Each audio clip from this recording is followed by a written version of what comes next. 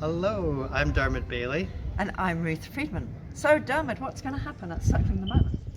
Well, the workshop's going to involve a series of short exercises in pairs, which will allow you to relate in a deeper way than in normal everyday conversation.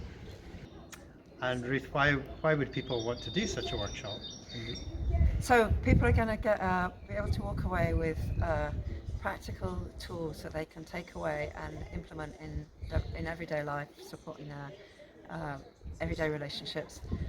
Most people often share that they also find a level of acceptance from other people in the group that they find unusual in daily life, and that leads to a much higher level of self-acceptance for most people. So we'd love to see you on May the 11th, 10 o'clock to 11:30 at the Portobello Town Hall at the upper level. Hope to see you then. Bye.